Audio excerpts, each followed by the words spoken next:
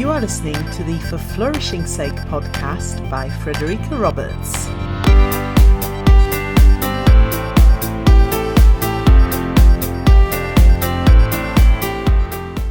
Welcome to episode 7. It's my absolute privilege to have some fantastic guests to bring to you in the episodes of this podcast who contribute so much to positive education, to character education and to well-being and flourishing in schools overall. Today's guest is no exception. I've had the privilege of meeting this lady as well as her head teacher when my colleague Elizabeth Wright and I delivered some inset training on action research at their school. But today, this particular guest is going to share with you 3 key elements of whole school positive education. And the school she works at, they do amazing work there on whole school positive education. So these are just 3 elements of it, and 3 very important elements, I must add. If you want to read more about it when my book comes out for Flourishing Sake in June next year, you will find a lot more in there because I've interviewed both this lady, this guest today, and also her head teacher for the book. But today she's sharing 3 key elements to whole school positive education with some tips on how to actually implement those elements, as well as sharing why they are so important. So without further ado, I'm going to hand over to my guest now.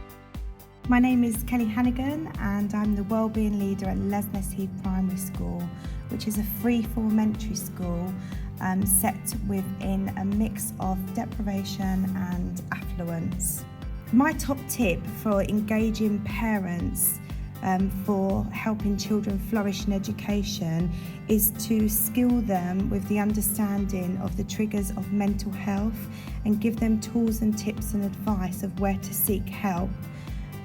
The benefits of parents understanding the reasons behind behaviours and emotions can be really helpful in supporting the development of our young people.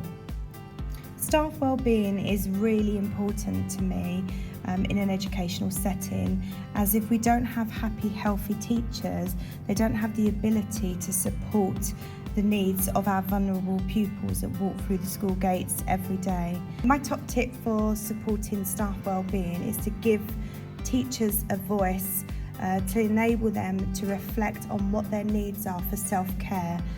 If we don't have happy and healthy teachers, how can we expect them to do the role of supporting our most vulnerable pupils? Pupil wellbeing is vital. Our children need to be learning ready. Therefore, the relationships in school really matter.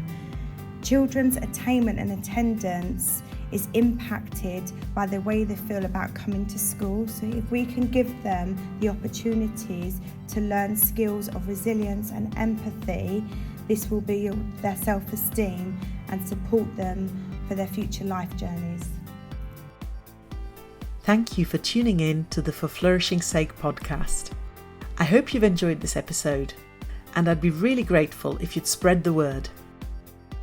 If you'd like to get in touch with questions or comments, or to contribute to a future episode, please go to forflourishingsake.com, where you'll find all my contact details. And there you'll also be able to leave individual comments on specific episodes. I look forward to hearing from you.